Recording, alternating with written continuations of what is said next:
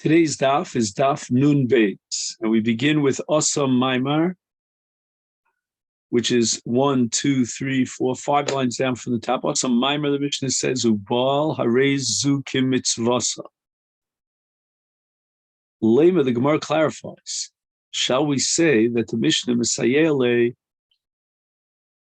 Le Rav Huna, the Amar Rav Huna, Mitzvas Yevamot Mekadesh V'Achkach Boel, that if you want to fulfill the mitzvah of Yibum in its ideal form, lechatchila, he should first be Makadisha, which we call Maimer, and then, and only after that, Boel.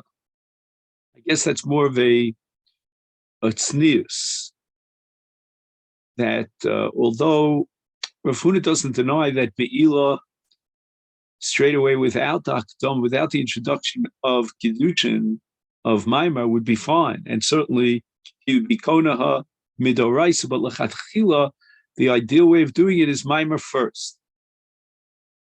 And the Mishnah seems to support him by saying harei zu kimitzvah sa, which implies that that's the kiyuma mitzvah lechatchila, that he should start with Kiddushin and then be boel. The Gemara rejects this proof. Ema, we could say that in the Mishnah it should say af zeh kimitzvah sa, that even if he does Maimer first and then Be'ila second, that's also Kimitzvah Sa.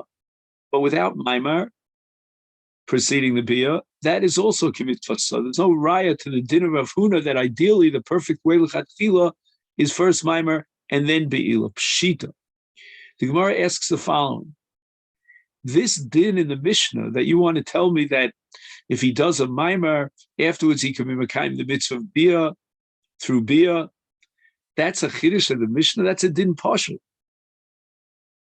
If we would support Rav Huna, then the Mishnah is telling me a chiddush that this is the way ideally you should do it, first Maimer. But if you're telling me that the Mishnah is coming to teach me that af zeh mitzvah sa, meaning even if he did Maimer first and afterwards Be'ila, that's also a kiyuma mitzvah yibum, shita, why would we think that Maimer first would in any way undermine the mitzvah of yibum? So Gemara answers, Salke Daitachamina, we would have thought that perhaps Maimar actually undermines to some extent the mitzvah of Yibum. Why? Kevan di Omar Mar, Rabbah said, and this we had on Daf Chavtes, according to Beit Shammai at least, Ha'osa Maimar b'yavimto, he hasn't yet been miyavimar, but all he did was Maimar. Is kvar parcha heimena zikas yevamim. Once he does a Maimar, which is like Kiddushin, then his Maisa afterwards is not like a Maisa Yibum, because the Yavam is normally Mekayim the mitzvah of Yibum through Be'ila, but here when he did Maimar Tchila, Pakas Zikas Yibum, he removes the Zika of Yibum. So therefore his Be'ila is not a Be'ila of a Zekuka, of a woman, a Yevamot who's Kuka, and has a Zikas Yibum. But instead, once he begins with Maimar, again, according to this Havamina, Allah Olav Zikas Erisin Vinitsuin, he's setting himself up for a Maisa Erisin, that's he gave a Kesef for Shtar, and then he's going to follow with Chuppah, like in any case of an Isha. That's what he meant with the Maimar. And therefore, if after the Maimar, he would be Ba'aleha. He's missing that middle stage, which is called Chuppah. And the halacha is that Be'ila without Chuppah is not really a kinyan. You know, the full kinyan of the Suin is Be'ila after Chuppah. But here, after the Maimar, instead of taking her into the Chuppah, he was Ba'aleha, we would say, this is undermining, in a sense, his whole process of Kedusha, because he wants Kedusha with Nesuin, and then followed with Bia. But here, he omitted the Chuppah, the Nesuin part, jumped right ahead, skipped a couple of steps, and went right to Be'ila. And therefore, since he set himself up through Maimar, an alternative method here, he's not using the normal method of Zikas Yibum, which would be Be'ila without Maimar, but because he did Maimar, he sets himself up for a different methodology, not Zikas Yibum, the Maimar undermines the Zikas Yibum, but rather Erisin and Nesuin. And yet, Erisin Nesuin means Erisin and then Chuppah, but he jumped that step, went all the way to Be'ila before Chuppah, and therefore it's basically a bittul mitzvah Yevamot. He was mavatal mitzvah Yevamot. If he had chuppah first, then you could say that he sort of molds and designs a new kind of mitzvah yibum. That instead of Zika, we have an alternative method called Erisin and Nesuin. But he didn't use that alternative method. He set himself up through Maimar for that alternative method of Erisin Nesuin instead of Be'ilas Zikas Yibum, but he never carried through. He never followed through because he omitted the Nesuin of Chuppah. Much more, the Mishnah wants to mechadish that if he starts with Maimar and then he was Boel, that's also considered Kimitzvasa. He could have been Boel without Maimar and been Mekayim the mitzvah. But the Mishnah wants to tell me that even in an event that he did the Maimar, which again, no one asked him to do the Maimar, nevertheless, he is still on the track of Yibum, so that after Maimar with the Be'ila, he fulfills the mitzvah of Yibum. But nowhere do we have a proof for Rav Huna that the ideal way of fulfilling Yibum is through Maimar, followed by Be'ila. Gufam Rav Huna mitzvah Yivamot Kaddish V'Achak Boel V'Imbol V'Asa Maimar Kana. That b'di'evid, it's not ma'akiv if he didn't do the Maimar first. If he jumped straight through to the Be'ila straight away, he's Mekayim the mitzvah of Be'ila. Pshita. Why would I have a havamina that if he skipped Maimar, he's not Yotzei the mitzvah of Be'ila? That's the way the Torah requires it. Be'ila, the Torah never said a word about Maimar. Do kanya v'bia. Ella, the Gemara says, we're going to have to reinterpret Rav Huna a little bit. In Baal, below Maimar, Kana. That if he skipped the ideal sequence, namely starting with Maimar, and he went straight to Be'ila, Kana. He didn't do any Maimar at all, but he's Kana with Bia. Again, I don't know exactly what the Havamina was that he wouldn't be Kana with Bia. I mean, after all, the Torah requires Bila, and that's the mitzvah of Yibum, Yevama Yavo Aleha L'kacha. You could say that ideally we would advocate in favor of a Maimar first as an introduction to Be'ila, but you want to be machadish me that if he skipped the Maimar and he went straight to Be'ila, he was Kona. I don't understand what the Havamina was that he wouldn't be Kona. How did the Gemara answer the question? The Gemara now asks for a Tanya. We're talking about a case in the Brisa where he skipped Maimar, he went straight to Be'ila, and the Brisa says in such a case, Loke, he gets Malchus. 40 lashes because he violated the Dvar Torah. The Doraisa is that he needs Maimar. So now how can you tell me that what Rav Huna had in mind is that even without Maimar, he was Kona, when the Brisa says he gets Malchus for that? The implication of Rav Huna's statement that without Maimar he was Kona through Bila is that he was Mekayim his mitzvah, and now you're telling me he gets Malchus?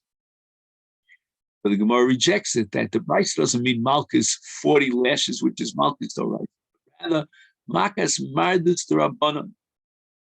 This is a takana that Chazal instituted, that a person who's mardus, he's roda, he's rebellious against the chachamim, we give him a different kind of malchus to set him on the straight path, not the malchus dorais.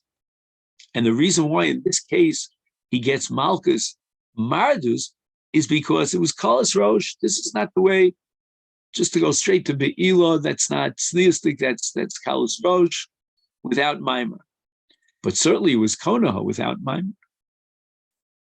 Gemara now explains this kind of makis mardus for violating an Issa D'Rabbanan because of a lack of tznius, because of a chutzpah and a kalos rosh. The Rav minaged, man de b'kadish b'biyah. Minaged means to give malchus. In this case, makis mardus. The Torah allows 3 different methods for kedushin: kesef, shtar, and biyah. The Rabbanan said, leave out biyah. It's derech preachers. We're not going to allow that in our context. He went ahead and he violated the Ratzon of the Chachamim, and he was Makadesh and Isha with Be'ila. His Rav gave Makas Mardus. Furthermore, the word Ve means V'chein. Man de Makadesh B'shuka. Rav meted out Makas Mardus for the pretense of being Makadesh, a woman out in the public, in the marketplace. That's a zilzul. That's pretense. To Makadesh in a place that's open to the Rabbim, give him Makas Mardus. A third case. Ulaman to Makadesh below Shiducha. If a person is not talking about marriage with a woman, and he immediately gives her Kesef Shtarabiyah, meaning he didn't know or didn't establish that she really wanted the marriage. Shiducha means we solidify the mutual consent and desire and approval to marriage. He skipped over that step. And we don't want something like that to go on, because when you skip over shidduchim and you don't talk about the marriage and how they're going to organize the family and who's going to pay for what and all that before the kedushin, it's almost like znus. It's like before Matan Torah, a man used to come over to a woman, give her money, and they had a relationship. I mean, that's not the way you do it. It's got to be organized in a way that there was a ratzon ha'ishes ratzos l'kedushin before the kedushin itself, and that means there's got to be osek b'oso inyan, that's called shidduchim, before the kedushin. Now we have a fourth case.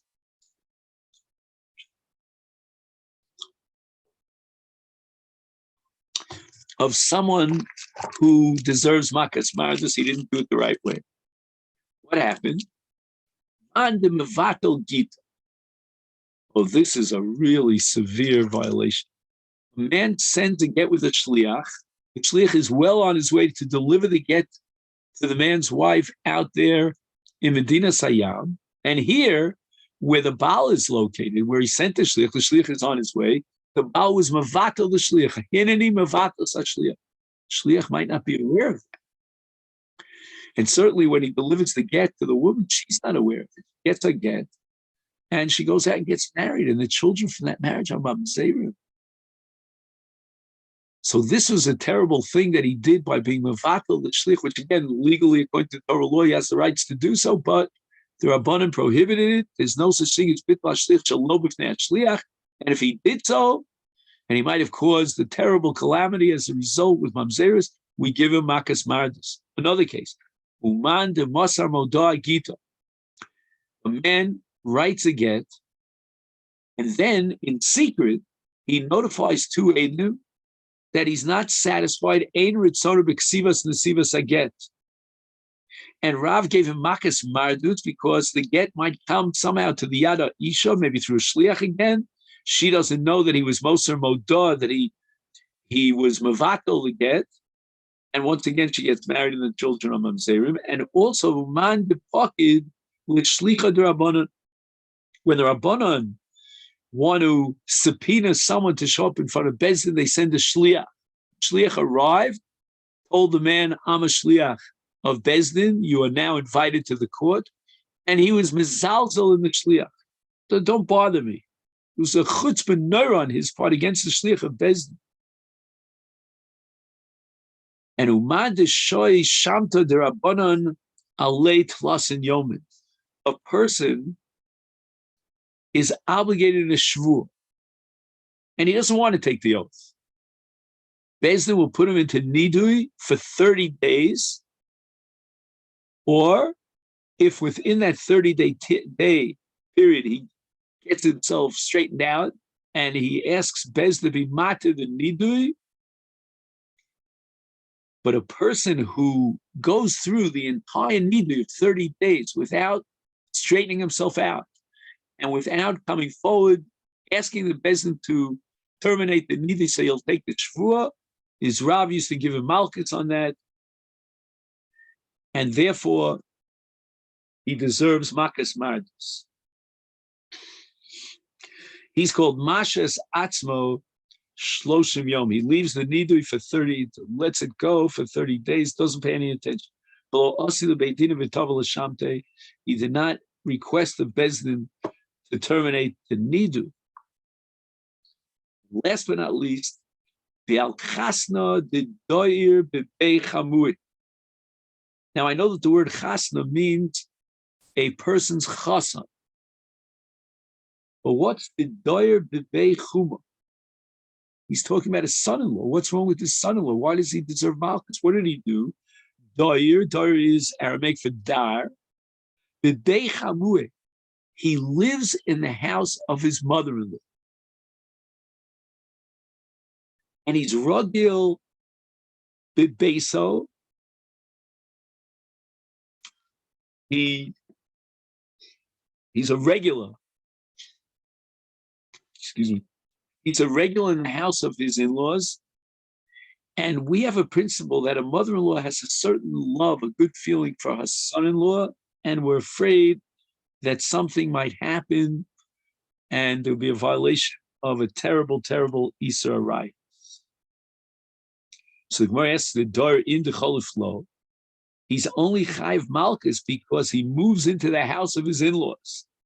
But let's say he constantly passes over the entrance, passes by the Pesach, the door to the house of his in-laws. Then it's okay. He didn't live in the house of his in-laws, and therefore we're not going to give Malchus for the Cholif. What about the story of a person, a son-in-law, who passed above the Bei Chamui, over the Pesach of Beis Chama, v'nagde Rav Sheshes, and Rav Sheshes gave him Malchus, even though he didn't pack in to live in the house of his in-laws, but simply was over al Pesach Chama. And the Gemara answers that chasana who meidom havidoyim mechamot. There was already a rumor going around. He was chashud that nichshel abo chamoso, that there was a relationship between him and his mother-in-law, and that's why they gave him Malchus. But a chasan that's not chashud, if he passes over the Pesach of Chamiv and he doesn't live there on a permanent basis, then he doesn't deserve Malchus. Now, Doi Amri, Bekule lo mangid Rav, the story is incorrect, the transmission is faulty. Rav gave Malchus only in the case Ela lemakadish bebia ubelo shiduche. If he was makadish bebia without speaking to her beforehand to get her esratzis, lo diber ima liske kedushin below shiduche. But if he would speak to her beforehand and then he was baaleh and he implemented the kedushay bia, he doesn't deserve Malchus. But Ika Diamri, the other transmission had it that Rav gave Malchus afilu b'shiduchi nami, even if there was shiduchim, and then he was baaleh, he wasn't mekadesh with kesef ushtar, but straight away with bia, then he deserves Malchus mishum pritzusa. Now, I would like to suggest a slightly different interpretation of Nardoi in the Lishna Kama. And when it says Bekulu Loman Gid Rav, meaning that it wasn't that Rav would automatically give Malchus for Kiddushay Bia. It was only where it was below Shidduch. But Nardoi is not denying that in the whole list of cases that we had enumerated in the Gemara here, that Rav gave Malchus. Ton Rabbanon, Ketzad Maimer. What is Maimer? Nosin lo kesef or shava kesef. In that sense, it's an exact duplicate of Kiddushin the Alma. If he's Makadesh Bishtar Ketzad. The Bryce wants to know, how is he Makadesh Bishtar? What does it say in the Shtar? So the Gemara asks, what do you mean? Do I take you literally? Bishtar Ketzad? Why should the Shtar be different than Kiddushin B'Alma, Shtar Noshim? Well, what were you asking Bishtar Ketzad? Ukid Amoron, The Gemara says in Kedusha Daf Tes exactly how you write a star. Kosav lo al aniyar al acheres afal pishein b'shava pruta harei at mekudeshes li. That's how you write a star. So the Bryce has to tell me an answer to the question, Eitzad, how do you implement Maimar in Yevamot b'shtar? It's the exact same star as a star Kedusha v'alma. Amar Abaye, that's, you misinterpreted the Bryce's question, star Keitzad. What the Bryce had in mind was not the star Kedushin of Maimar, but rather the star Ksuba. And here's where the Ksuba of a Yavam for a Yevama, as he's about to be Makadish through Yibum, is fundamentally different than a classic Ksuba. The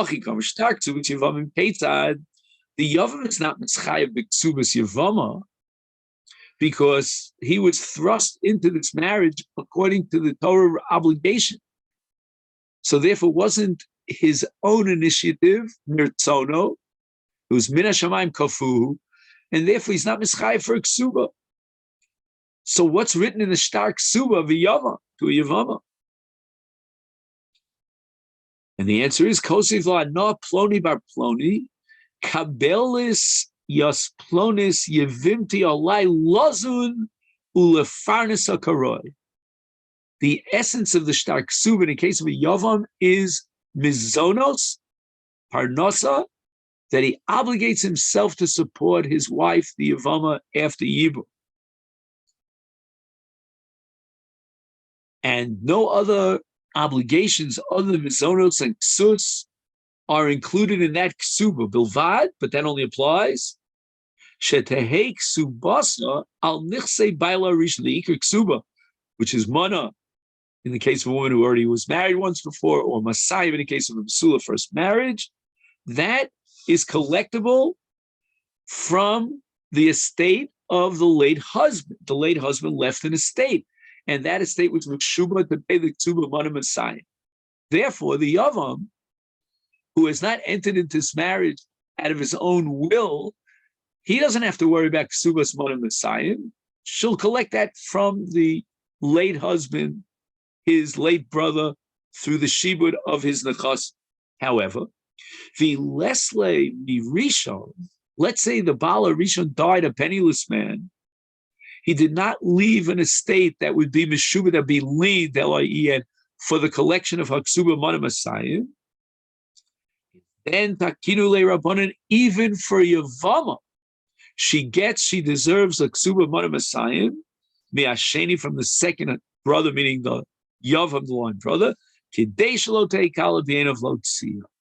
the reason why the Iker Takana of Mana Masayim was instituted is in order to make it hard for a person who just gets angry at his wife. He spoiled the lunch today, and he'll throw her again. So to calm him down and let him think about the repercussions, they imposed upon him a chiv of Mana Masayim, and that's going to apply even to the Yevama.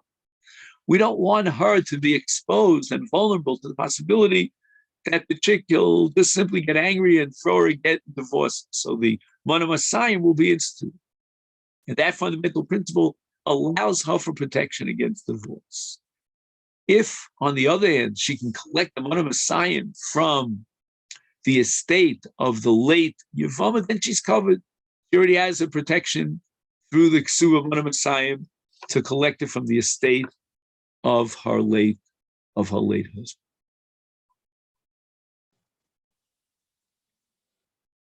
I would like to suggest, this is my impression from this Gemara, we'll have to see if what I'm about to say stems with other Gemaras, that Ksuba really divides up into two parts. One basic chiyuv, what we call Mana Masayim, is part of the chayvus for Ichus.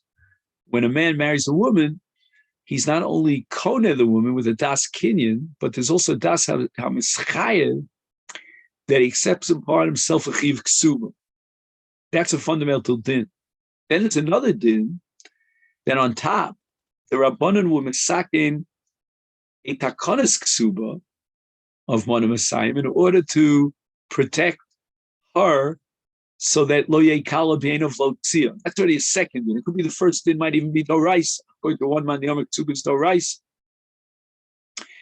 that fundamental din of the hischayvus of a Baal in the framework of Kiddushin does not apply in the case of a Yavam, because min hashamayim iknu Allah, that's not a mischayvus here. There's no separate mischayev, because he's only fulfilling the obligation that the Torah imposed upon him in the mitzvah of Yibum. However, we have another halach of a takanas chachamim shelo tehei kala beinav leotzia. And for that, we need mana Messiahim on a Drabanan level. And the nafkamina is going to be a case where the original Baal did not leave an estate.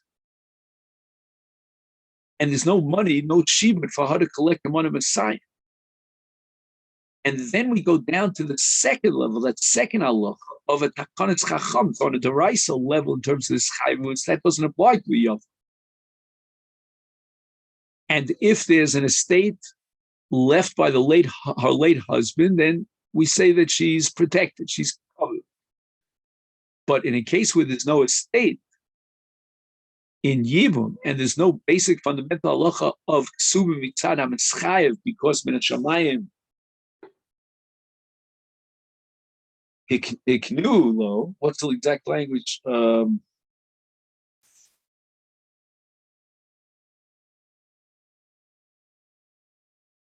Hiknu lo min hashamayim. But that would take care of the first halacha. But since there's no estate in this case left by the late husband, we still have to make a takana of lo teikala bein of lotzia, and therefore he's chayiv mana Messiah. Okay, now we go on to boy minei abai mirab. Let's understand the suffix in a context. The introduction here is that on a doraisa level, a get is not enough to remove zikas yibum. The Torah requires chalitza. However, the Rabbanan recognize the get, and the reason for that is because the Rabbanan are afraid that if we don't recognize the get,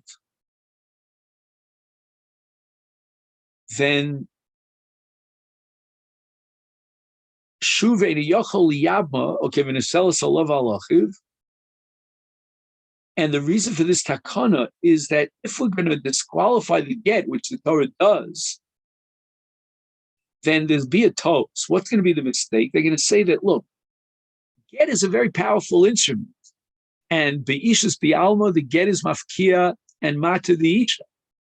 Here we're saying that we're not recognizing the get at all, and the get is meaningless, and it's not going to be matir. Now, in the minds of the spectators, since they equate chalitza with get, in fact, get is even greater than chalitza, they're going to assume that if the get is not meaningful, then chalitza is not meaningful.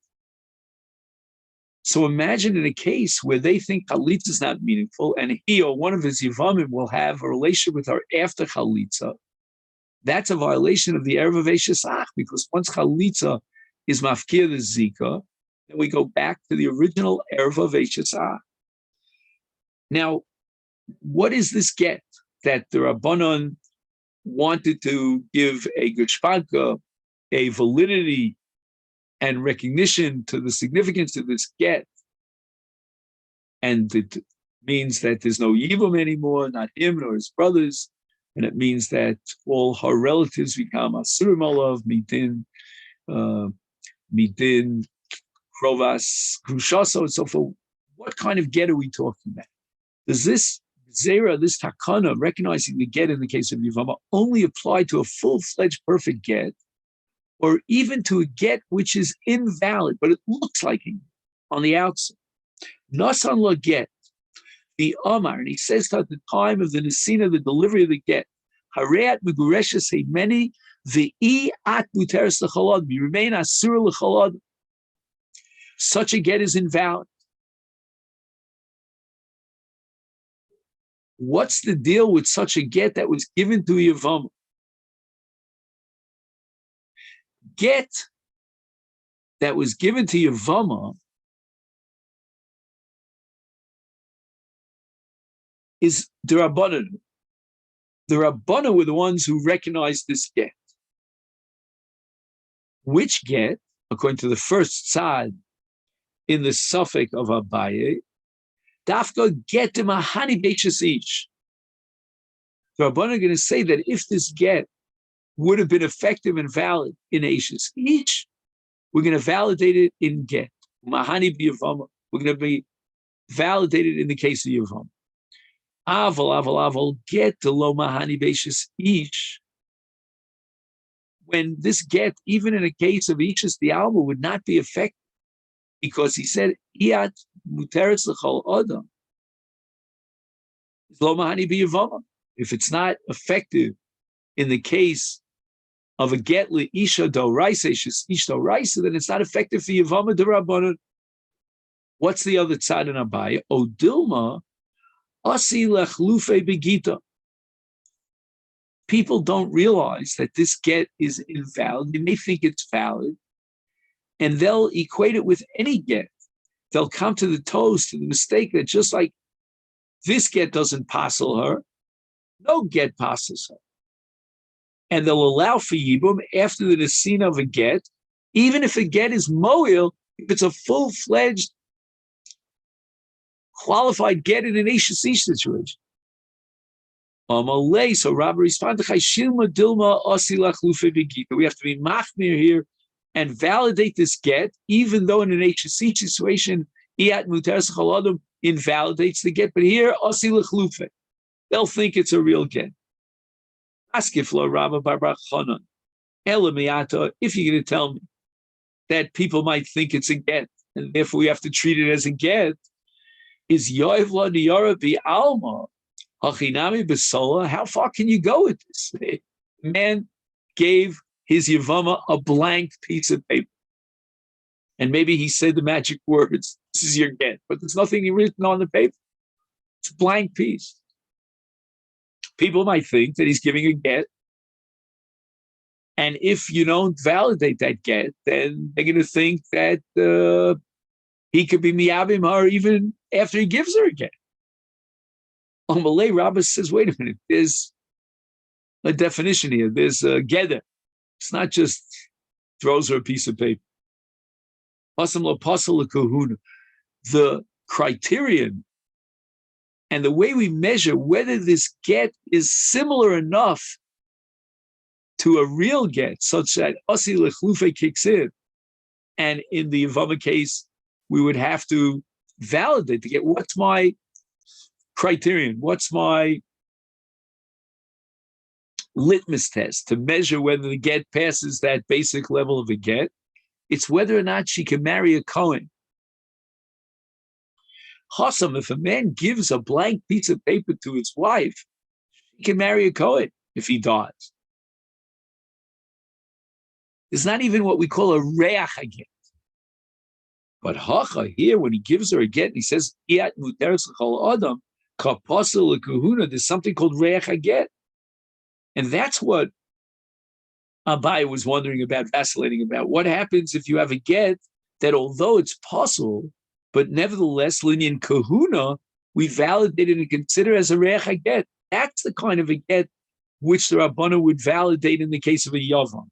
The Sanya, how do I know that even a get puzzle like Iyat Muteres Chaladim puzzles of a kahuna? The Sanya we learned to the Brisa, and the Brisa is darshaning a puzzle in Vayikra Chavalim. The Isha Grusha Mi Isha Lo Yikachu. This is the Isser for a Kohen Hedjot to marry a Grusha, and it says Me Isha, which is an extra word superfluous in the puzzle. Afil Lo Niskarsha Elami Isha. He says, Haret Megureshes Mi Meni.